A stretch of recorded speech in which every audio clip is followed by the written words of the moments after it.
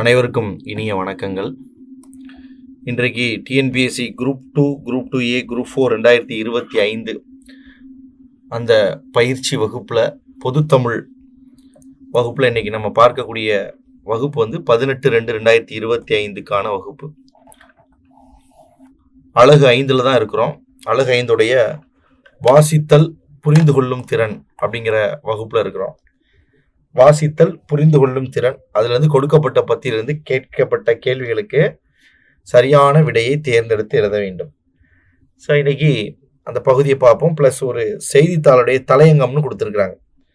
நிறைய பேர் டிஎன்பிஎஸ்சி படிக்கிறேன்னு சொல்கிற முக்கியமான நிறைய மக்கள் பார்த்தீங்கன்னா, டிஎன்பிஎஸ்சி சிலபஸ் சேஞ்ச் ஆயிடுச்சு அப்படின்னு குரூப் 4க்கு குரூப் 2க்குலாம் சிலபஸ் சேஞ்ச் பண்ணிட்டாங்கன்னா அப்படியா அப்படின்னு கேட்கக்கூடியவங்க இன்றைக்குமே நான் டிஎன்பிஎஸ்சி படிக்கிறேன் நிறைய பேர் இருக்கிறாங்க. இன்றைக்கு காலகட்டத்தில் அப்படி பார்க்க முடியுது. நிறைய பேர் சொல்லக்கூடிய விஷயத்தில் நம்ம பார்க்கும்போது இந்த டாப்பிக்லாம் டிஎன்பிஎஸ்சி சிலபஸில் உண்டா அப்படின்னு அவங்க அதெல்லாம் ஒதுக்கி விட்டுட்டு போயிடுறாங்க. இப்போ பொது தமிழ் அப்படின்னாலே இலக்கணத்தை நல்லா படிக்கணும், இலக்கியத்தை நல்லா படிக்கணும், அவ்வளோதான் அப்படின்னு நினச்சிட்டுருக்காங்க. ஸோ அப்படி கிடையாது. இப்போ உள்ள சிலபஸ் படி பார்த்தீங்கன்னா வாசித்தல் புரிந்து கொள்ளும் திறன் அப்படின்ட்டு நிறைய பகுதிகள் கொண்டு வந்திருக்கிறாங்க. ஸோ இன்றைக்கு நம்ம வந்து வாசித்தல் புரிந்து கொள்ளும் திறன்னா என்ன, ஒரு பத்தியிலிருந்து கொடுக்கப்பட்ட வினாக்களுக்கு எப்படி விடையளிக்கிறது, செய்தித்தாளில் தலையங்கம் அப்படிங்கிறத எப்படி படிக்கிறது அப்படிங்கிறத பற்றி பார்க்க போகிறோம். ஸோ அதுக்கு முன்னாடி பொதுவாக வந்து டிஎன்பிஎஸ்சி கொஷின்ஸில் வந்து எப்படி கேட்குறாங்க அப்படின்னு பார்த்தீங்கன்னா, இது வந்து ஒரு டிஎன்பிஎஸ்சியுடைய ஒரு கொஷின். ஸோ டிஎன்பிஎஸ்சியுடைய ஒரு கொஸ்டின் பேப்பர். இதில் ஒரு பத்தியை கொடுத்து அந்த பத்தியிலேருந்து வாசித்து எப்படி புரிஞ்சிருக்கிறாங்க மக்கள் அப்படிங்கிற பார்க்குற வண்ணமாக கேள்விகளும் கேட்பாங்க. இதில் இத்தனை கேள்விகள் தான் கேட்பாங்க அப்படின்னு கிடையாது, இத்தனை கேள்விகளும் கேட்கலாம். 4 கேள்வி இதில் கேட்டிருக்காங்க. 50, 51, 52, 53, 54 5 கொஸ்டின் கேட்டிருக்காங்க. ஸோ இப்படியும் கேட்கலாம். ஸோ சில நேரங்களில் பார்த்தீங்கன்னா அந்த கேட்கக்கூடிய கேள்விகளை சற்று அளவை அதிகப்படுத்தவும் செய்யலாம். ஸோ இப்படி நிறைய விதமான கேள்விகளை கேட்பதற்கு வாய்ப்பு இருக்குது. என்ன டாபிக்னாலும் கொடுப்பாங்க. பொது தமிழை நல்லா வாசிக்க தெரிஞ்சிருக்கணும். பொதுவாக தமிழ் அல்லாத தமிழ் மொழியை தெரியாதவர்கள் இந்த இடத்துல பிழை விடுவாங்க. கரும்பு தின்ன கூலியா அப்படிங்கிற மாதிரியான ஒரு பகுதி இந்த பகுதி. வாசித்து அதில் இருக்கக்கூடிய பகுதியில் புரிந்து கொண்டு அதில் கீழே கேட்கக்கூடிய கேள்விகளுக்கு விடை. பாருங்கள், திருநெல்வேலி மாவட்டத்தின் பொருளாதாரத்தில் முதன்மை பங்கு வகிக்கும் தொழில் மேலே கொடுத்துருக்காங்க. அப்படியே கொடுத்துட்டு அதிலே ஒரு வார்த்தை இங்கே மென்ஷன் பண்ணியிருக்காங்க பாருங்க. திருநெல்வேலி மாவட்ட பொருளாதாரத்தில் முதன்மை பங்கு வகிப்பது உழவு தொழில். அதனால நான் சொன்னேன் தமிழ் சிலபஸ் ஈஸியாக மாறிடுச்சு. இப்போ நீங்கள் 100க்கு 100 எடுத்தீங்கன்னா தான் உங்களை இந்த இடத்துல வேல்யூ பண்ணுவாங்க படிச்சிருக்கீங்கன்னு. 99 எடுத்துட்டு கூட கொஷின் பேப்பர் ஈஸின்னு நம்ம சொல்ல முடியாது.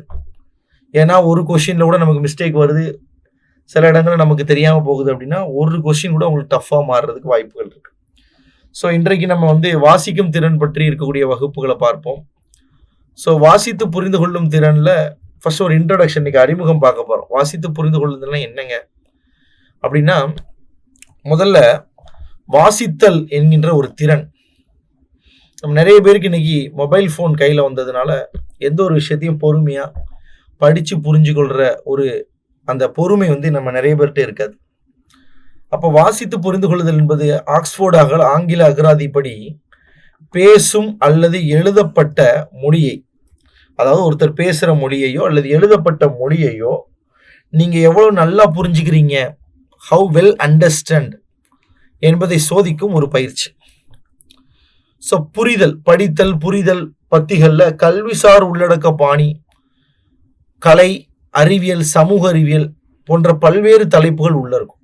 புரிதல் அப்படிங்கும்போது என்னன்னாலும் கேட்கலாம். பொதுவாக தமிழ்ங்கும்போது பொதுவாக பொது தமிழையும் கேட்கலாம், இலக்கியத்தை பற்றியும் கேட்கலாம்.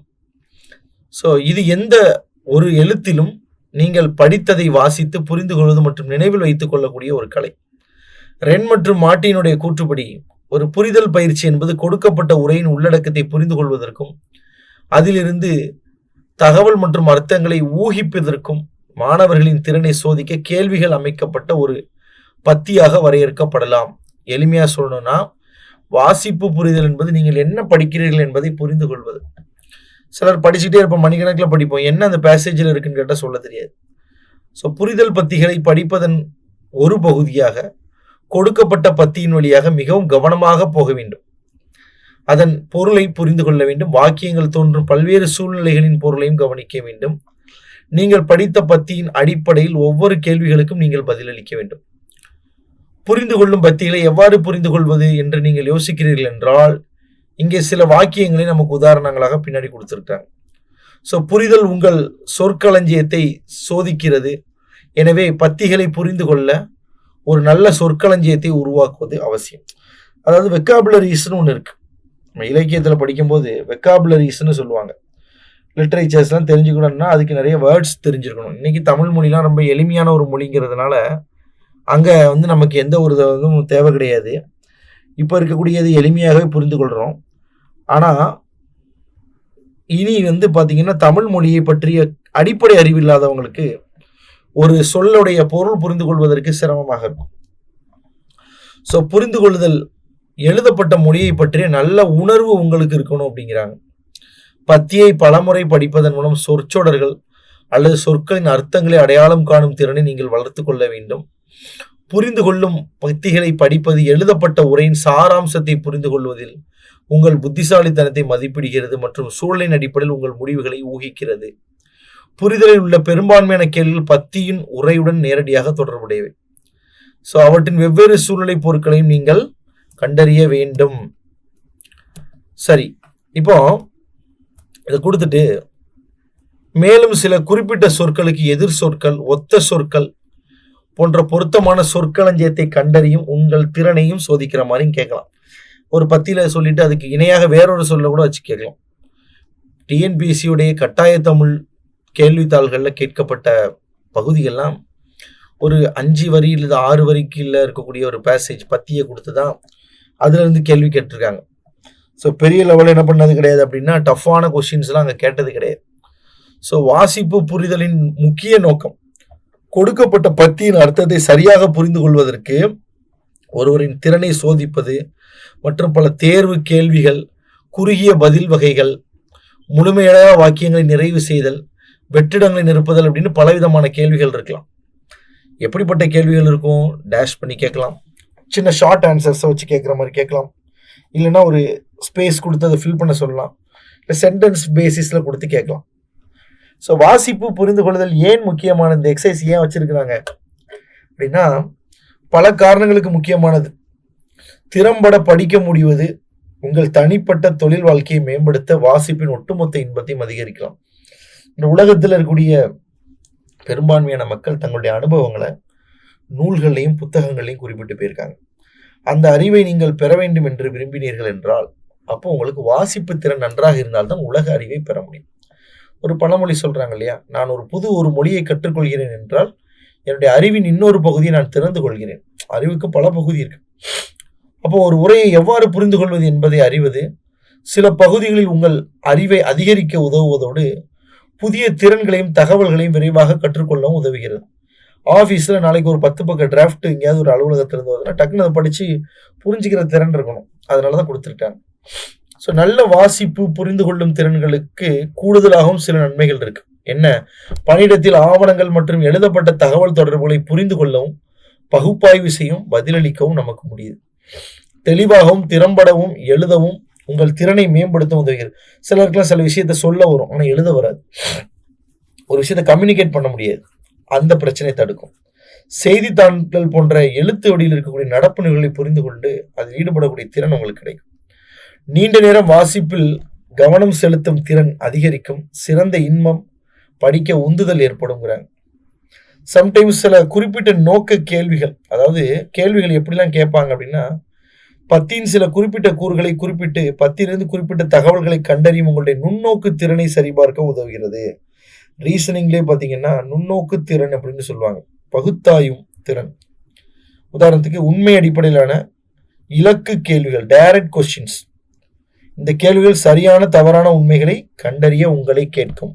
எது சரி எது தவறுன்னு புரிஞ்சுக்கிற உங்களுக்கு பண்பு இருக்கா அந்த கேள்விகள் பத்திய படிக்கும் போது.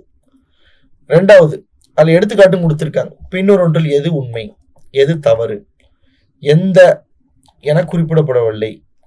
ஆசிரியரோட கூற்றுப்படி இப்படின்னா என்ன? ஏன்னா ஒரு பேசேஜில் பொதுவா ஒரு விஷயத்தை நம்ம படிப்போம். ஆனா ஆசிரியர் எழுதியிருக்கக்கூடிய ஆசிரியர் எவ்வாறு குறிப்பிட்டிருக்கார், ஒரு டேஷ் மூலம் அல்லது ஆசிரியரின் அர்த்தம் இந்த பத்தியின்படி அப்படின்னு கேட்கலாம். எந்த காரணி இந்த பத்தியில மேற்கோள் காட்டப்படவில்லை அப்படின்னு ஒரு உண்மை பொய்களை உங்களுக்கு புரிந்து கொள்வதற்கு. இரண்டாவது, அனுமான கேள்விகள். அந்த பத்தியில நேரடியாக சொல்லாம மறைமுகமாக சில முடிவுகளை சொல்லிட்டு போயிருக்கலாம். அது நேரடியாக குறிப்பிடாமல் மறைமுகமாக இருக்கும். எடுத்துக்காட்டு, பத்தியிலிருந்து ஊகிக்க முடியும், பத்தியிலிருந்து ஊகிக்க முடியாது. இந்த விஷயத்த பத்தியிலிருந்து ஊகிக்க முடியுமா, இது முடியாதா, இந்த பத்தியில டேஷ் என்று எதை பயன்படுத்துறது, எந்த விஷயத்தை இப்படி சொல்லியிருக்காங்க மறைமுகமா. ஆசிரியர் இந்த மாதிரி சொல்லும் பொழுது அதை என்ன நீ ஊகிக்க முடியும், உனக்கு என்ன புரிஞ்சுக்கிறீங்க, வாக்கியம் இந்த மாதிரி கொடுத்துட்டு அது எதை குறிக்கிறது. இந்த கேள்வி வகைகளின் பத்தின ஒரு குறிப்பிட்ட பகுதியிலிருந்து கூட உருவாக்க முடியும். அடுத்த மூணாவது, உண்மையாக இருக்க வேண்டும். அதாவது பத்தியிலிருந்து வரக்கூடிய நேரடி மற்றும் தர்க்க ரீதியான முடிவுகளை குறிக்கிறது. ஒரு சென்டென்ஸை கொடுத்துட்டு இதுல எது உண்மையா இருக்க முடியும், இந்த பத்தியின்படி இந்த ஸ்டேட்மெண்ட் எது பொய்யா இருக்க முடியும், இந்த பத்தியின்படி ஆசிரியர் பின்னூட்டல் எதை ஏற்றுக்கொள்கிறார், பத்தியின்படி பின்னூட்டல் எதனுடன் ஆசிரியர் உடன்படவில்லை. இந்த கேள்வி வகைகளை முழு பத்திக்கும் பதிலாக ஒரு குறிப்பிட்ட பத்தியிலிருந்து கூட உருவாக்க முடியும். அடுத்தது கடைசி, சொல்லகராதி. இந்த கேள்வி உங்களுடைய சொற்களஞ்சியத்தை சோதிக்கிறது. சொற்களுக்கு, நிறைய சொற்றொடர்களுக்கு உங்களுக்கு பொருள் தெரியுதா, ஒத்த சொல்லின் பொருள் தெரியுதா. இப்ப ஞாயிறுனா சூரியன், அந்த மாதிரி நிறைய ஒரே சொல்லுக்கு நிறைய பொருள் இருக்கும். சில எதிர் சொற்களையும் கேட்க முடியும். எடுத்துக்காட்டாக, கொடுக்கப்பட்ட சூழலில் டேஷ் என்ற வார்த்தையோட பொருள் என்ன, இந்த இடத்துல கொடுத்திருக்க இந்த வார்த்தைக்கு என்ன அர்த்தம், இந்த சொற்சோட எதை குறிக்குது, வாக்கியத்தில் இந்த டேஷ் டேஷ் இதெல்லாம் என்ன பொருள் தருது அப்படின்லாம் நேரடியாக கேட்பதற்கு வாய்ப்புகள் இருக்கு. ஸோ பத்தியை பொறுத்த வரைக்கும் நமக்கு என்னதான் அப்படி பார்த்தாலுமே டைரக்டா இவ்வளவு ஆங்கிள் நீங்க அனலைஸ் பண்ணி பார்த்தாலும் கேள்விகளை நம்ம நேரடி கேள்விகளாக கேட்க தான் அதிக வாய்ப்புகள் இருக்கு. ஸோ நிறைய டிஎன்பிஎஸ்சி பழைய கொஸ்டினை பார்க்கும்போது அது கட்டாய தமிழ்ங்கிறது மதிப்பெண் இல்லாத கேள்விகள். அதுக்கு மதிப்பெண்கள் கொடுத்திருந்தாலும் 40 மதிப்பெண் பெற்றால் அது அதுக்கப்புறம் பெரிய அளவில் பிரயோஜனம் இல்லைங்கிறதுனால அந்த பகுதியில் இருக்கக்கூடிய கேள்விகள் எல்லாமே பார்த்தீங்கன்னா கொஞ்சம் சிம்பிளாகவே கொடுத்துருப்பாங்க. ஸோ இன்னைக்கு நம்ம அந்த பத்திகளில் கொஞ்சம் புக்கில் இருக்கக்கூடிய எக்ஸசைஸை நம்ம சால்வ் பண்ண போகிறோம். ஸோ தினமும் ஒரு நியூஸ் பேப்பர் படிக்கக்கூடிய ஒரு ஹேபிட் நம்ம எல்லாருக்கும் இருக்கணும் அப்படிங்கிறத வலியுறுத்தியே தான் இந்த வாசிக்கும் திறன் என்ற ஒரு பயிற்சியும் இவங்க வச்சிருக்கிறாங்க. சரி, ஏற்புடையதல்ல அப்படின்னு ஒரு தலையங்கம் வந்திருக்கு. அது என்ன தலையங்கம் அப்படின்னா, பொதுவாக இங்கிலீஷில் தலையங்கம் அப்படின்னா எடிட்டோரியல் அப்படின்னு சொல்லுவாங்க. எடிட்டோரியல் அப்படின்னு என்ன பண்ணுவாங்க, இதை மென்ஷன் பண்ணுவாங்க. அப்படின்னு என்னங்க அப்படின்னா, ஒரு நியூஸ் பேப்பருடைய ஃப்ரண்ட் பகுதியில் வரக்கூடிய நியூஸ் தலைப்பு செய்தி அப்படின்னு சொல்லுவாங்க. அதுக்கப்புறம் உள்ளுக்குள்ள அப்படி நியூஸ் போகும்போது நடுப்பகுதி வரும்பொழுது நடுப்பகுதியில் இடது புறங்கள்லையோ இல்லை ஏதாவது நியூஸ் பேப்பர் ஸ்டைலுக்கு ஏற்றாப்புல வலது புறத்துலையோ அந்த ஆசிரியர், அந்த பத்திரிகையை நடத்தக்கூடிய ஆசிரியர் இருக்கார் இல்லையா, அவர் என்ன செய்வார் அப்படின்னா, அந்த வாரத்திலேயோ இல்லை நடந்த முக்கியமான பிரச்சனைகளை பற்றி அவர் பேசுவார், அவர் டிஸ்கஸ் பண்ணுவார். இப்போ ஃப்ரண்ட் பேஜில் இருக்கக்கூடிய நியூஸ், இன்னைக்கு நியூஸ் நீங்கள் எடுத்துக்கிட்டிங்கன்னா, ஹிந்தி மொழியை கட்டாயமாக ஏற்றுக்கொண்டால் மட்டும்தான் மாநிலங்களுக்கு தேவையான நிதியை ஒதுக்க முடியும் என்று மத்திய அமைச்சர் தெரிவித்துள்ளார். தமிழக அரசின் பல்வேறு கட்சிகள் எதிர்ப்பு தெரிவித்துள்ளனர். இது ஃபிளாஷ் நியூஸ், இன்னைக்கு தலைப்பு செய்தி. இந்த தலைப்பு செய்தியில ஆசிரியர் எதுவுமே அங்கே சொல்ல முடியாது, ஏன்னா நடந்ததை அப்படியே சொல்றது தான் நியூஸ் பேப்பருடைய வேலை. இங்க கிரிட்டிசைஸ் பண்ண முடியாது, என்ன இருக்கோ அதை அப்படியே சொல்லிட்டு போறது அவங்க வேலை. உதாரணத்துக்கு முதலமைச்சர், மாண்புமிகு முதலமைச்சர் திரு மு.க. ஸ்டாலின் இந்த ஸ்டேட்மெண்ட் சொன்னார்னா அந்த ஸ்டேட்மெண்ட்டை சொன்னாருன்னு அங்கே சொல்லியிருப்பாங்க, அவ்வளோதான். வேற இந்த பத்திரிகையுடைய ஆசிரியர் எந்த பேச்சும் அங்கே பேசுவதற்கு இடம் கிடையாது. ஆனால் பத்திரிகையில் இப்படி ஃபுல்லாக நியூஸ் மட்டுமே தான் இருக்குமா, செய்தித்தாளில் நியூஸ் மட்டும் தான் இருக்குமான்னு கேட்டால் அப்படி மட்டுமே இருக்காது. அப்படியே போய்கிட்டே இருக்கும். போய்கிட்டே இருக்கும் பொழுது நியூஸஸ் போக கொஞ்சம் அட்வர்டைஸ்மெண்ட் வரும். ப்ளஸ் சில இடங்களில் கொஞ்சம் இடங்களில் பார்த்தீங்க அப்படின்னா விளம்பரங்கள் கொடுத்துருப்பாங்க இல்லையா, அது போக சில இடங்களில் விளையாட்டு செய்தி அதுன்னு இருக்கும். ஒரு இடத்துல மட்டும் அந்த பத்திரிகையை நடத்தக்கூடிய அந்த பத்திரிகை ஆசிரியர் என்ன பண்ணுவார் அப்படின்னா, இந்த சமுதாயத்துடைய அக்கறை கொண்டு அவர் சில விமர்சனங்களை அங்கே வைப்பார். ஸோ மூத்த ஆசிரியர் அல்லது அந்த பத்திரிகையோட வெளியீட்டாளர் எழுதக்கூடிய ஒரு கட்டுரை, நியூஸ் பேப்பரில் படிச்சுட்டு இருக்கக்கூடிய அவர் தினமும் நடக்கக்கூடிய முக்கியமான ஏதாவது ஒரு பிரச்சனையை விவாதம் செய்தோ, இதில் இப்படி செஞ்சிருக்கலாம் அரசு, இதை செய்யாமல் இருந்திருக்கலாம், இது ஏன் இப்படி ஒரு பிரச்சனையாக மாறி இருக்குன்னு ஒரு விவாதத்தை கொண்டு வந்து வைப்பார். அதற்கு பேர் தான் கட்டுரை அல்லது தலையங்கம் என்று பேர். ஸோ ஒரு கட்டுரையாகத்தான் இந்த என்ன பண்ணுறாங்க, வெளியிடுறாங்க. ஸோ இது பெரும்பாலும் கையொப்பம் விட மாட்டாங்க, நம்ம புரிஞ்சுக்கணும். So the New York times, the fortune global, இந்த மாதிரி அமெரிக்க செய்தித்தாள்கள் பெரும்பான்மையாக பார்த்தீங்கன்னா இந்த தலையங்கத்தை முதன்முறையாக வெளியிட ஆரம்பித்தாங்க. ஸோ தலையங்கம் என்பது ஒரு நாளிதழுடைய ஆசிரியர் குழு வாசகர்கள் எந்த பிரச்சனையை முக்கியமானதாக கருதுகிறார்கள் என்பதை மதிப்பீட்டு செய்தித்தாளின் கருத்தை எழுதுகிறார்கள். ஸோ பொதுவாக ஆசிரியர் தலையங்க பக்கம் அப்படின்னு இதை சொல்லுவாங்க. ஒரு தனி பகுதியில் வெளியிடுறாங்க.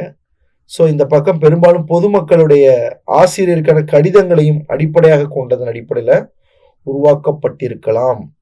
ஸோ பெரும்பான்மையான நாளிதழ்களில் பார்த்தீங்கன்னா தலைமை எழுத்தாளருடைய பேர் இல்லாமலே தலையங்கத்தை என்ன பண்ணியிருப்பாங்கன்னா வெளியிடுவாங்க அப்படின்னு கொடுத்துருக்காங்க. ஸோ ஆசிரியர்களுடைய தலையங்கம் அப்படிங்கிறதுல இப்படி ஒரு விஷயம் இருக்கு. சரி, இப்போ ஏற்புடையதல்ல அப்படின்னு இவங்க சொல்லியிருக்காங்க ஒரு விஷயத்த. எதை பற்றி அப்படின்னு நம்ம வாசிக்கணும். முதல்ல பத்திரிகை கொடுத்த உடனே படிக்கிறதுக்கு முன்னாடி என்ன மாதிரி விஷயத்தெல்லாம் ஒரு எக்ஸாம் பாயிண்ட் ஆஃப் வியூவில் கேட்பாங்களோ அந்த விஷயத்த படிக்கணும். ஒரு அரசியல் விமர்சனம் சம்மந்தப்பட்ட செய்திகள்லாம் படிக்கக்கூடாது.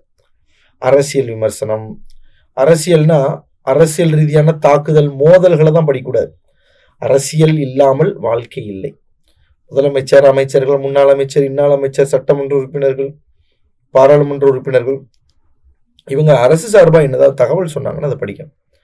மற்றபடி இதை உட்கார்ந்து மற்ற பொழுதுபோக்கு செய்திகளை படிக்கக்கூடாது. அப்போ அரசு சார்ந்து வெளியிடக்கூடிய செய்திகள் பொதுவாக நமக்கு வந்து எக்ஸாம் பாயிண்ட் ஆஃப் வியூவில் இருக்கக்கூடிய செய்திகளை படிக்கணும். இப்போ இந்த கட்டுரையில் பார்த்தீங்கன்னா இந்த எடிட்டோரியல் தலையங்கத்தில் ஏற்புடையதல்ல என்கிற தலைப்பில் அவர் பேசுகிறார். என்னன்னு பாருங்க, ஃபர்ஸ்ட் வாசிக்கணும். நம்மள நிறைய பேருக்கு பொறுமை என்பதே நிறைய பேருக்கு இருக்காது. ஸோ பொறுமை என்பதே நிறைய பேருக்கு இருக்காது. வாசிக்க கொஞ்சம் நேரம் ஆகும். நமக்கு எந்த ஒரு விஷயத்தையும் யூடியூப்ல வர ஷார்ட்ஸ் மாதிரி ஒரு 30 செகண்ட்ஸில் புரிஞ்சுக்கிடணும் அப்படின்னு நினைக்கக்கூடிய இந்த பண்பு நல்ல பண்பு தான். ஆனால் எதையுமே ஒரு ஆழமாக தெரிந்து கொள்ள வேண்டும் என்று நினைக்கக்கூடியவர்களுக்கு பொறுமையாக வாசித்தால் தான் தெரியும். அப்போ ஏற்புடையதல்ல என்ன சொல்ல வர்றாரு, கட்டுப்பாட்டை வெற்றிகரமாக நிறைவேற்றி மக்கள் தொகையை கட்டுப்படுத்தியதால் மக்களவை தொகுதியின் எண்ணிக்கை விகிதாச்சாரம் அடிப்படையில் குறைந்து விடுமோ என்ற அச்சம் தென் மாநிலங்களுக்கு ஏற்பட்டுள்ளது. அவர் பேசுறார். ஸோ மக்கள் தொகையை கட்டுப்படுத்தினதுனால இந்த மக்களவை தொகுதியோட எண்ணிக்கை, அதாவது இந்த சட்டமன்றம் பார்லிமெண்ட்லாம் உறுப்பினர்கள் போகிறாங்க, அது மாதிரி பாராளுமன்றத்தில் உள்ள உறுப்பினர் எண்ணிக்கையில் சவுத் இந்தியாவிலேருந்து வரக்கூடிய ரெப்ரசன்டேஷன் இன்னும் கொஞ்சம் குறைஞ்சிருவாங்களோ. ஏன்னா நமக்கே தெரியும் வட இந்தியாவில் தான் மக்கள் தொகை அதிகம். அப்போ அந்த பிரச்சனை எடுத்திருக்காரு கையில், மக்கள் தொகையினால ஏற்படக்கூடிய பிரச்சனை. சரி, அதே போன்று மாநிலங்களுக்கு ஒதுக்கப்படக்கூடிய நிதியும் குறைந்து விடுமோ என்கின்ற அச்சமும் ஏற்பட்டுள்ளது. நிதி ஆணையம் 5 ஆண்டுகளுக்கு ஒரு முறை நியமிக்கப்படுகிறது. குடும்ப கட்டுப்பாடை சிறப்பாக அமல்படுத்திய மாநிலங்கள் பாதிக்கப்படக்கூடாது என்பதற்காக 1971ஆம் ஆண்டு மக்கள் தொகையை அடிப்படையாக கொண்டு மாநிலங்களுக்கு நிதி ஒதுக்கப்பட்டு வந்தது. எப்போ நிதி ஆணையம் இந்த குடும்ப கட்டுப்பாடை சிறப்பாக செயல்படுத்தக்கூடிய மாநிலங்களுக்காக. இப்போ மக்கள் தொகையையும் மாநிலங்களுடைய பிரச்சனைகளையும் இங்கே பேசுகிறாங்க. நமக்கே தெரியும் ஒவ்வொரு மாநிலத்திலையும் எவ்வளோ மக்கள் தொகை இருக்கிறாங்க, அந்த மக்கள் தொகைக்கான காரணங்கள் என்ன அப்படிங்கிறதும் தெரியும். அப்போ இங்கே எதை பற்றி பேசுகிறாருன்னா, நிதி ஆணையம் 5 வருஷத்துக்கு ஒரு முறை நியமிக்கப்படுது. குடும்ப கட்டுப்பாடை செயல்படுத்தின மாநிலங்கள் 1971 அடிப்படையில் நிதி ஒதுங்கிட்டு இருக்காங்க. ஆனால் 2017ஆம் ஆண்டு நிதி ஆணையம், அதாவது 15வது நிதி ஆணையம் அமைக்கப்படும் பொழுது மாநிலங்களுக்கு நிதி ஒதுக்க 2011ஆம் ஆண்டு மக்கள் தொகை கணக்கெடுப்பு அடிப்படையாக கொள்ளுமாறு கேட்டுக்கொள்ளப்பட்டது. இதனால் நிதி ஒதுக்கீடு குறையும் என்று அஞ்சிய தென் மாநிலங்கள் சிறந்த செயல்பாட்டுக்கு தண்டனையா என எதிர்ப்பு தெரிவித்து வந்தார்கள். இப்போ 1971 உள்ள மக்கள் தொகை அடிப்படையில் எனக்கு பணம் கொடுத்துட்டு இருக்காங்க. இப்போ மக்கள் தொகையை நம்ம நல்லா கண்ட்ரோல் பண்ணி தமிழ்நாடு குறைச்சாச்சு. இப்போ 2011 அடிப்படையில் நம்ம பார்த்தோன்னா 2011 அடிப்படையில் பார்த்தா நம்ம வந்து நல்லா பர்ஃபார்ம் பண்ணியிருக்கோம். அப்போ இன்னமும் பின்தங்கிய மாநிலங்களுக்கு தான் அதிக நிதி ஒதுக்கி கொடுக்கும்போது சவுத் இந்தியன்ஸில் இருக்கக்கூடிய மாநிலங்கள் நேரம் கேட்காங்க, இது நல்லா செயல்பட்டதுக்கு ஒரு தண்டனை என்று எதிர்ப்பு தெரிவித்தனர். இதை ஒட்டி என்ன செய்கிறாங்க, 31/12/2023ஆம் ஆண்டில் அமைக்கப்பட்ட 16வது நிதி ஆணையம் எந்த ஆண்டின் மக்கள் தொகை அடிப்படையாக கொள்ள வேண்டும் என்று குறிப்பிடாமலேயே அப்படியே செயல்பட ஆரம்பிச்சிருச்சு. நிதி ஆணையத்துடைய பரிந்துரையின் பேரில் தனது வரி வருவாயில் 41% மாநிலங்களுக்கு மத்திய அரசு வழங்குகிறது. அப்போ கவர்மெண்ட்டுக்கு, சென்ட்ரல் கவர்மெண்ட்டுக்கு கிடைக்கக்கூடிய பணத்தில் 41% மத்திய அரசு உங்களுக்கு மாநிலங்களுக்கே கொடுத்துட்றாங்க. மத்திய அரசு திட்டங்களை மாநிலங்களில் செயல்படுத்துறதுக்கு ஐஐடி, எய்ம்ஸ் போன்ற அடிப்படை கட்டமைப்புகளுக்காகவும் மத்திய அரசு இது கூட கொஞ்சம் நிதியும் அளிக்குது. இதில் அதிக மக்கள் தொகை கொண்ட மாநிலங்கள் அதிக நிதி பெறுவது இயற்கையானது. நிறைய பேர் சொல்கிறாங்க உத்தரப்பிரதேஷ், ராஜஸ்தான் மாநிலங்கள் அதிக நிதி கிடைக்கும். தொகுதி மறுவரையறையை பொறுத்தவரை இந்த மாதிரி வேர்ட்ஸ்லாம் தமிழில் படிக்கும் போது தான் புரிஞ்சிருக்கும். ஸோ டெலிமிட்டேஷன் ஆஃப் ரீகான்ஸ்டியூயன்சின்னு சொல்லுவாங்க. கான்ஸ்டியூயன்சிஸ்னால் சட்டமன்ற தொகுதி, பார்லிமெண்ட் தொகுதியை வந்து டெலிமிட்டேஷன் பண்ணுறது, மறுபடியும் தொகுதி மறுவரையறை செய்கிறது. ஸோ தொகுதி மறுவரையறையை பொறுத்தவரை மக்கள் தொகை அடிப்படையில் மேற்கொள்வது 25 ஆண்டுகளுக்கு நிறுத்தி வைக்கப்பட்டதாக 1975 அறிவிக்கப்பட்டது. அதன் பின்னர் அடுத்த 25 ஆண்டுகளுக்கு அதே நடைமுறையை பின்பற்றி நிறுத்தி வைக்கப்படுவதாக வாஜ்பாய் அரசு 2001 அறிவித்தது. இப்போது 2026 மக்களவை தொகுதி வரையறை செய்யப்பட வேண்டும். 2021 மேற்கொள்ளப்பட்டிருக்க வேண்டிய மக்கள் தொகை கணக்கெடுப்பு விரைவில் நடைபெறும் என எதிர்பார்க்கப்படுகிறது. 21 நடந்த மக்கள் தொகை கணக்கெடுப்பு கோவிட் டைமில் எடுக்க முடியல. அதன் அடிப்படை மக்களவை தொகுதிகள் மறுவரையறை செய்யப்பட்டால் தங்களுக்கு பாதிப்பு ஏற்படும் என்ற அச்சம் தென் மாநிலங்களுக்கு இப்பொழுது எழுந்துள்ளது. தற்போது மக்கள் தொகை அடிப்படையில் தொகுதிகள் மறுவரை செய்யப்பட்டால் தமிழ்நாடு, கர்நாடகம், ஆந்திரம், தெலுங்கானா ஆகியவை கூடுதலாக 23 தொகுதிகள் பெற வாய்ப்புள்ளது. அதே சமயம் உத்தரப்பிரதேசம், மத்திய பிரதேசம், பீகார், ராஜஸ்தான் ஆகியவை 150 தொகுதிகள் பெற வாய்ப்புள்ளது. உதாரணத்துக்கு நம்ம தமிழ்நாட்டுக்கு 39 பாராளுமன்ற தொகுதிகள் இருக்குன்னா, இப்போ வந்து மக்கள் தொகையெல்லாம் அதிகரித்தது வந்து 1976 அப்புறம் வந்து அப்படி புதுசாக பார்லிமெண்ட் சீட்டை இன்க்ரீஸ் பண்ண வேண்டாம்னு நினச்சிட்டு இருந்தாங்க. அதனால் அப்படியே இருந்துகிட்டே இருந்துச்சு. எம்பிக்களோட எண்ணிக்கை 545 கான்ஸ்டண்ட்டாக இருந்துச்சு. இப்போ 2026 அப்படி ஒரு வேளை நம்ம இம்ப்ரூவ் பண்ணணும், ஏன்னா அன்னைக்கு இருந்த மக்கள் தொகை இன்னைக்கு கிடையாது அப்படின்னு நம்ம நினச்சி இம்ப்ரூவ் பண்ணணும்னு நினச்சோன்னா, சவுத் இந்தியன் ஸ்டேட்டுக்கெலாம் 23 சீட்டு ஆவரேஜாக ஒரு மாநிலத்துக்கு கூடும்னா, நார்த் இந்தியாவில் இருக்கக்கூடிய யூபி, மத்திய பிரதேசத்துலாம் 150 சீட்டு இன்க்ரீஸ் ஆகுமா. இப்போ நமக்கே தெரியும், பிரசிடென்ட் எலெக்ஷன் இந்த மாதிரி எலெக்ஷன்ஸ்லாம் பார்த்தீங்கன்னா எம்பிக்களுக்கு எவ்வளோ எம்பிக்கள் இருக்காங்களோ அவங்களுக்கு ஓட்டு போடுறத வச்சு தான் வெற்றி பெறுவாங்க. அப்போ 39ங்கிறதுல தமிழ்நாட்டுக்கு ஒரு 23 சேருதுன்னு வச்சுக்கிறோம். 39 ஒரு 23, 49, 59, ஒரு 62 சீட்டுன்னு வந்து நிற்குன்னா, யூபி போன்ற மாநிலங்களுக்குலாம் எக்ஸ்ட்ரா 150 சீட்டு ஏறிச்சுன்னு என்ன ஆயிரும். அப்போது இது தொடர்பாக முதல்வர் மு.க. ஸ்டாலின் கடந்த செப்டம்பரில் வெளியிட்ட அறிக்கையில் தமிழ்நாடு உள்பட தென் மாநிலங்களின் தலைக்கு மேல் தொங்கும் கத்தியாக தொகுதி மறுவரையறை உள்ளது. நார்த் இந்தியன்ஸுக்கு தான் மறுபடியும் யூபி, எம்பிக்கெலாம் அதிகமான சீட்டு போகும். அப்போ மக்கள் தொகை அங்கே குறைக்கல. நாங்கள் குறைச்சது எங்கள் தப்பா?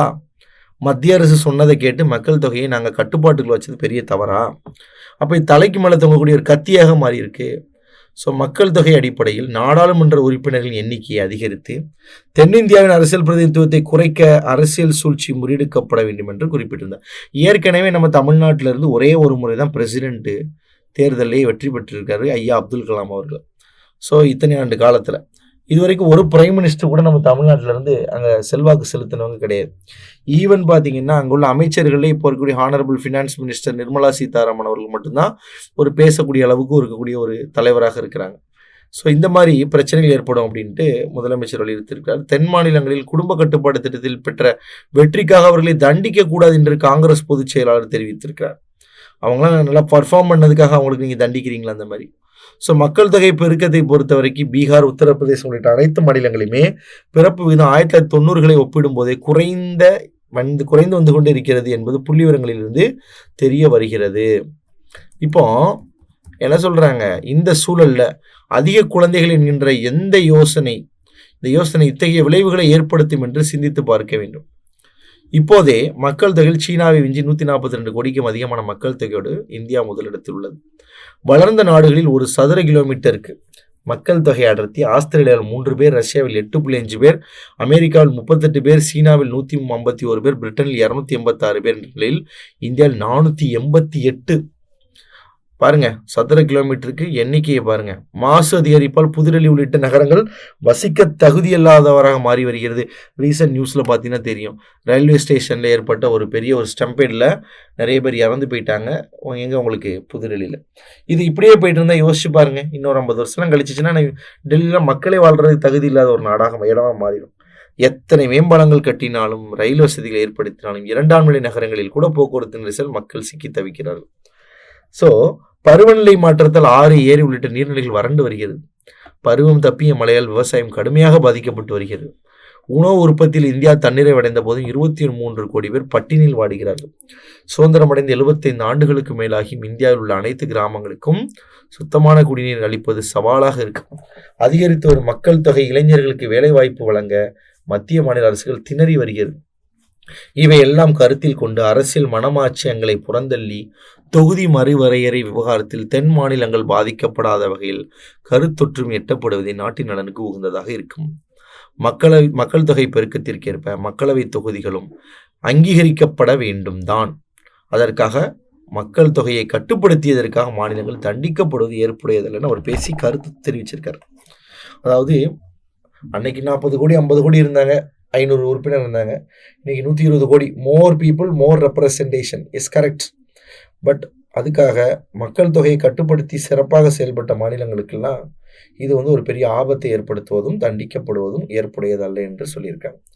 இவ்வளோ பெரிய பேராகிராஃப் கேட்பாங்களா? உங்களுக்கு மனசில் வந்து இவ்வளோ பெரிய பேராகிராஃப் கேட்பாங்களா? ஏன்னா நான் சொன்னேன், இப்போ சிலபஸ் மாற்றினதுக்கு பிறகு இன்னும் எக்ஸாம் நடக்கலை. அவங்க ஒரு எடிட்டோரியல் பேஜை படிக்கணும்னு சொல்லியிருக்காங்க. சிலபஸில் கட்டுரைகள்லாம் வாசிக்க தெரியணும், முகப்பு செய்தி தலையங்கம்லாம் வாசிக்க தெரியணும்னு சொல்லியிருக்காங்க. ஸோ நீங்கள் பயிற்சி எடுக்கிறது தினமும் ஒரு நியூஸ் பேப்பர்லேயே நீங்கள் பயிற்சி எடுத்துக்கலாம். இதுக்காக ஸ்பெசிஃபிக்காக நம்ம சொல்லக்கூடிய வீடியோவில் தான் இந்த எக்ஸசைஸ் தான் படிக்கணும் அவசியம் கிடையாது. தினமும் உட்காந்து நீங்கள் படித்து நீங்களே ஒரு 4 கேள்விகள் அதில் உருவாக்கி கூட நீங்கள் இதுக்கு என்ன ஆன்சர் அப்படிங்கிறத கூட நீங்கள் ஃப்ரெண்ட்ஸ்கிட்ட கூட பேசி டிஸ்கஸ் பண்ணலாம். ஸோ அப்படி அந்த திறன் நீங்கள் படிக்கும் பொழுது கரண்ட் அஃபேர்ஸும் ஆச்சு, இந்த மாதிரி புள்ளி விவரங்களை பற்றி தெரிஞ்ச மாதிரியும் ஆச்சு, ஒரு பயிற்சியும் எடுத்த மாதிரி ஆச்சு. அப்போ வாசிக்கும் திறனை பொறுத்த வரைக்கும் கொஞ்சம் உட்காந்து வாசிக்கணுங்கிறது அதோடைய பொருள். சரி, ஃபர்ஸ்ட் கொஸ்டின் பாருங்க. மக்கள் தொகை கட்டுப்பாட்டால் அரசியல் ரீதியாக மாநிலங்களுக்கு ஏற்படக்கூடிய விளைவு என்னன்னு கொடுத்துருக்காங்க. என்ன விளைவு கொடுத்துருக்காங்க உங்களுக்கு? அரசியல் ரீதியாக உங்களுக்கு ஆன்சர் டி, ஏ மற்றும் பி. பிரதிநிதித்துவம் குறையும், நிதி ஒதுக்கீடுங்கிறது ஒரு பெரிய பிரச்சனையாக மாறும். ஸோ மக்கள் தொகை கட்டுப்பாட்டால் அரசியல் ரீதியாக உங்களுக்கு மாநிலங்களுக்கு ஏற்படும் விளைவுன்னு சொல்லியிருக்காங்க. என்ன விளைவு? ஆமாம், பொலிட்டிக்கல் ரீதியாக மாநிலங்கள் மக்கள் தொகை கட்டுப்படுத்தும் பொழுது, இப்போ ஒருவேளை அன்னைக்கு 1976 அப்போ இருக்கக்கூடிய முதலமைச்சர்கள் நினச்சி ஏக்கு மக்கள் தொகை நம்ம கட்டுப்படுத்தணும், அப்படியே இருந்து போட்டோம், நமக்கு நிறைய எம்பிக்கள் போவாங்க அப்படின்னு நினைக்கல. மத்திய அரசு சொன்னதை கேட்டு அவங்க செஞ்சாங்க. அதனால என்ன விளைவு ஏற்படும்னா பிரதிநிதித்துவம் குறையும், நிதி ஒதுக்கீடுங்கிறது குறையும் நினைக்கிறது ஒரு விளைவு தான். 2, வளர்ந்த நாடுகளில் மக்கள் தொகை அடர்த்தி குறைவாக உள்ள நாடு. அவங்க ஒப்பிட்டு காமிச்சதுலேயே 4 நாடுகளில் எது ரொம்ப குறைவாக இருக்குது அப்படின்னு கேட்டிருக்காங்க. உங்களுக்கு லெஃப்ட் சைட்லேயே இருக்குது பாருங்கள். ஆஸ்திரேலியாவில் 3 பேர், ரஷ்யாவில் 8.5 பேர். அப்போது ஆஸ்திரேலியாங்கிறது அந்த இடத்துல எப்படி இருக்குது? குறைவாக உள்ள நாடாக இருக்குது.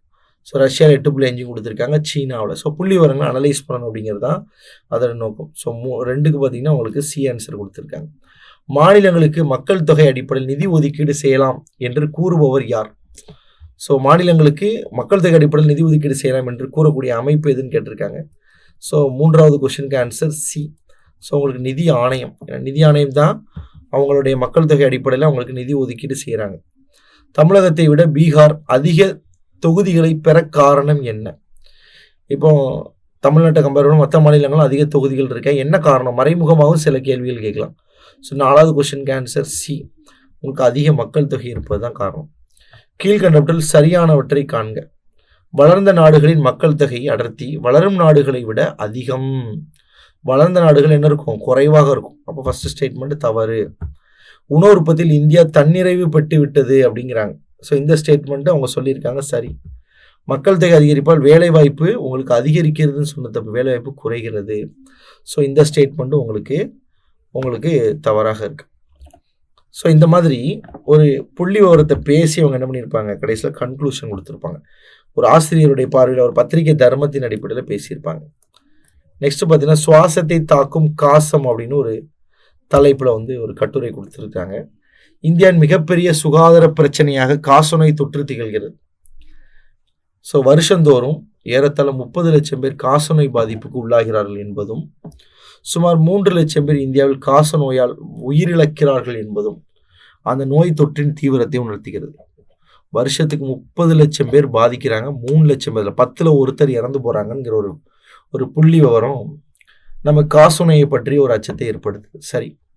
சரி, காசநோயால் பாதிக்கப்பட்டவருடைய எண்ணிக்கை கடந்த 2015 2023 வரைக்கும் ஒரு 8 வருஷத்தில் மட்டுமே 17.7% குறைந்திருப்பதாக அண்மையில் வெளியான உலக சுகாதார நிறுவன அறிக்கை தெரிவிக்கிறது. உலகளாவிய அளவில் இதே காலகட்டத்தில் காசநோயால் பாதிக்கப்பட்டவரின் எண்ணிக்கை 8.3% அதிகரித்திருப்பதாகவும் அந்த அறிக்கை குறிப்பிடுகிறது. அப்போ 17.7% 8 வருஷத்தில் குறைஞ்சிருக்குங்கிற ஒரு புள்ளிவரத்தை கொடுத்துருக்காங்க. சர்வதேச அளவில் ஒப்பிடும்போது இந்தியாவில் காசநோய் பாதிக்கு பாதியாக குறைந்திருப்பது வரவேற்புக்குரிய மாற்றம்.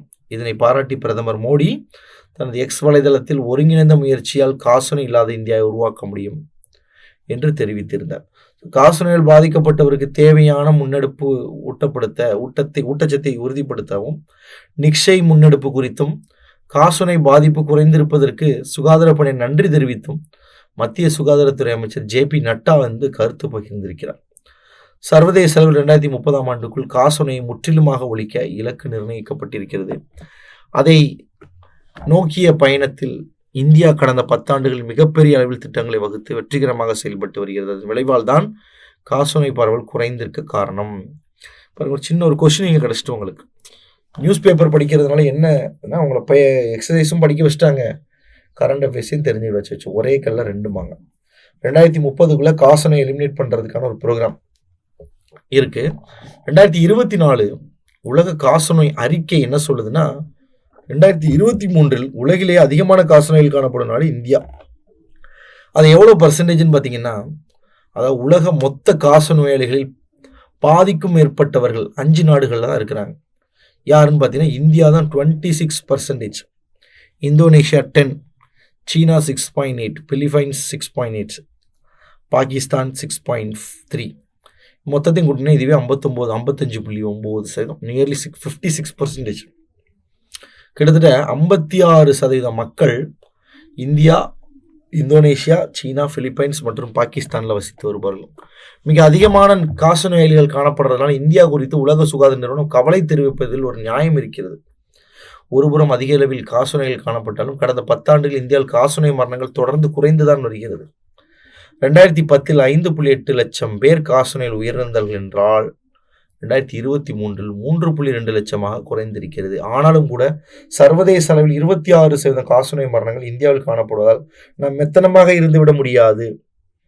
என்ன சொல்றாங்க, கவுண்ட் அடிப்படையில் பார்த்தா 5.8 நாங்கள் 3.2 குறைச்சிருக்கோம், 3.2 லட்சமாக குறைச்சிருக்கோங்க, அவ்வளோதான் டெத் ரேட்டு குறைஞ்சிருக்குனாலும் வேர்ல்டு வைடில் செத்து போனவங்கள 26% பேர் இந்தியாக்காரங்க. அப்போ உலகத்தில் காசநோயால் 4 பேர் இறந்து போகிறாங்கன்னா அதில் ஒருத்தர் இந்தியன்கிற ஒரு ஸ்டேட்டில் தான் நம்ம இன்னும் இருக்கிறோம் அப்படிங்கிற ஒரு புள்ளி வரத்தையும் இந்த ஆசிரியர் முன்வைக்கிறார். ஸோ வேற என்ன சொல்கிறாங்கன்னா, இன்னொரு புறம் குணமடைந்தவர்கள் மீள் பாதிப்புக்கு உள்ளாவதும் அதிகரித்து வரக்கூடிய ஒரு கவலை. டிபி பேஷண்ட்டு குணமானாலும் மறுபடியும் அந்த டிபி வருவது ஒரு பிரச்சனை. உலக சுகாதார நிறுவனத்தோட 2023 அறிக்கைப்படி மரணம் ஏற்படுத்தும் தொற்று நோய்கள் COVID-19 பின்னுக்கு தள்ளி இருக்கிறது காசநோய் பாதிப்பு. கோவிட் தான் பெரிய தொற்று நோய் நினைச்சிட்டு இருக்கோம், அதை பின்னாடி தள்ளி இது முதல்ல வந்திருக்கான். 2023 மட்டும் 82 லட்சம் பேர் புதிய நோயாளிகள் காசநோய் பாதிப்பிற்கு உள்ளாயிருக்கிறாங்க. 1995 சர்வதேச அளவில் காசநோய் குறித்த கண்காணிப்பை உலக சுகாதார நிறுவனம் மேற்கொள்ள தொடங்கியதிலிருந்து கணக்கிடும் பொழுது மிக அதிகமானோர் 2023 காசநோய் பாதிப்புக்கு உள்ளாயிருக்கிறார்கள். 2022 75 லட்சம் பேர் தான் புதிதாக பாதிக்கப்பட்டனர் என்பதையும் குறிப்பிட தோன்றுகிறது. காசநோய் பாதிப்புக்குள்ளாகக்கூடிய நோயாளிகள் 59% ஆண்கள், 33% பெண்கள், 12% குழந்தை வளரிளம் பருவத்தினர் இருப்பதாக அந்த பதிவு தெரிவிக்கிறது. 2025 இந்தியாவுக்குள் காசநோய் பாதிப்பை இப்போது இருப்பதிலிருந்து பாதிக்கும் பாதியாக குறைக்க காசநோய் மரண எண்ணிக்கை 75% குறைப்பதற்கும் இலக்கு நிர்ணயிக்கப்பட்டிருக்கு. காசநோய் பாதிப்புக்கு 5 முக்கிய காரணிகள் என்னெல்லாம் சொல்றாங்கன்னா, 1 ஊட்டச்சத்து குறைபாடு, 2 எய்ட்ஸ் நோய், 3 மதுபான பழக்கம், இல்லைன்னா புகைப்பிடித்தல், சர்க்கரை நோய். இந்த 5 தான் புதுசாக ஒருத்தருக்கு காசநோய் தொற்றுக்குள்ளான ஒருத்தர் இன்னொருத்தர் காசநோய் பரவுவதற்கான காரணம் அப்படிங்கிறாங்க. 2022 பார்த்தீங்கன்னா அந்த புள்ளியை உடச்சி கொடுத்துருக்காங்க. 3,73,000 பேர் காசநோய் ஊட்டச்சத்து குறைபாடு காரணமாகவும், 2,50,000 பேர் ட்ரிங்க்ஸ் மதுபான பழக்கம் உள்ளவர்களாகவும், 1,03,000 பேர் சர்க்கரை நோயாளிகளும், 96,000 பேர் புகைப்பிடிப்பவர்களும், 38,000 பேர் எய்ட்ஸ் நோய் பாதிப்பு உள்ளானவர்களும் இந்த காசநோய் தொற்றுக்கும் பாதிக்கப்பட்டவர்களாக கருதப்படுகிறார்கள், கண்டுபிடிக்கப்பட்டிருக்காங்க. காசநோயை எதிர்கொள்ள மத்திய சுகாதார குடும்ப நல அமைச்சகம் புதிய பல திட்டங்களை செயல்படுத்த முற்பட்டிருக்கிறது.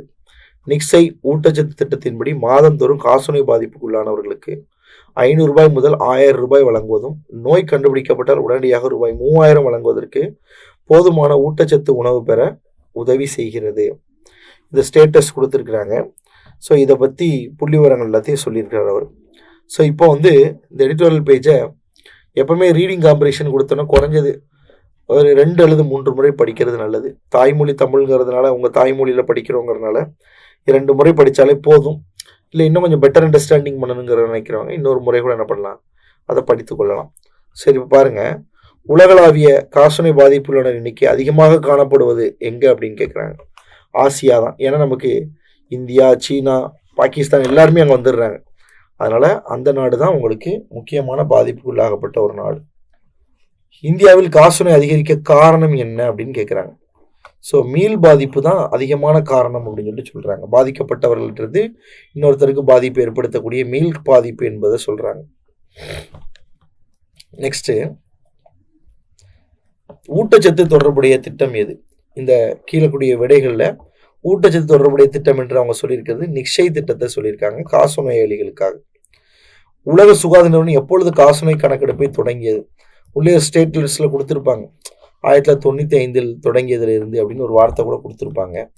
நல்லா வாசித்து பார்த்தீங்கன்னா உங்களுக்கு அதில் தெரிஞ்சிருக்கும். 1995 சர்வதேச அளவில் காசநோய் குறித்த கண்காணிப்பை உலக சுகாதார மேற்கொள்ள தொடங்கியதிலிருந்து சொல்லியிருப்பாங்க. கடைசி, காசநோய் பாதிப்புள்ளவர்கள் அதிலிருந்து வெளியேறுவதற்கான நடவடிக்கைகள் என்ன அப்படின்னு கேட்கும் பொழுது, தொற்று வராமல் பாதுகாத்துக் கொள்வது, ஊட்டச்சத்தை விலக்கி வைத்தல், உடற்பயிற்சி செய்தல், சர்க்கரை நோயை கட்டுப்படுத்தலாங்கிற ஒரு மறைமுகமான ஒரு விஷயத்தை புரிஞ்சுக்க. ஏன்னா 5 விஷயம் காரணங்கிறாங்க. அதில் ஒரு முக்கியமான விஷயம் சர்க்கரை நோய் ஏற்படுவது ஒரு காரணம் இருக்காங்க. ஸோ அதை நம்ம பயன்படுத்தி இந்த இடத்துல என்ன பண்ணிக்கலாம், டிங்கிற ஒரு ஆன்சரை நம்மளால் அது கொடுக்க முடியும். ஸோ இதில் ஒரு 2 பேசிக் எக்ஸசைஸ் உங்களுக்கு நான் சொல்லியிருக்கிறேன். ஸோ இதே மாதிரி நிறைய எக்ஸசைஸ் எடுத்து பார்க்கலாம். அதை நீங்கள் அடுத்தடுத்த வகுப்பில் கொஞ்சம் எக்ஸசைஸ் நம்ம கூடுதலாக பார்ப்போம். நான் அதனால தான் டெய்லி ஒரு 5 எக்ஸசைஸ் மேக்ஸிமம் அடிப்படையாக வச்சு நம்ம பார்ப்போம் அப்படிங்கிற ஒரு ஆங்கிளில் ஸ்டார்ட் பண்ணுறேன். ஸோ உங்களுக்கு தினமும் ஒரு நியூஸ் பேப்பரை படித்தாலே போதும். தினமும் நியூஸ் பேப்பரில் உள்ள தலையங்க பகுதியை ஓப்பன் பண்ணி படிங்க. பொதுவாக தினமணி, தமிழ் ஹிந்து போன்ற தமிழ் பத்திரிகைகளில் இருக்கக்கூடிய அந்த எடிட்டோரியல் பேஜ் நல்ல சிறப்பாக அமைச்சிருப்பாங்க. ஸோ அதை நீங்கள் படித்து அது தொடர்பாக உள்ள கேள்விகளை உங்களோட நண்பர்கள்ட்ட கேட்டு கூட என்ன பண்ணலாம், அது மூலமாக நீங்கள் அனலைஸ் பண்ணிக்கலாம். ஸோ இந்த வீடியோ பயனுள்ளத்தில் இருக்குன்னு நினைக்கிறேன். நன்றி, வணக்கங்கள். சுரேஷ் IAS அகாடமி, வெற்றியின் முகவரி.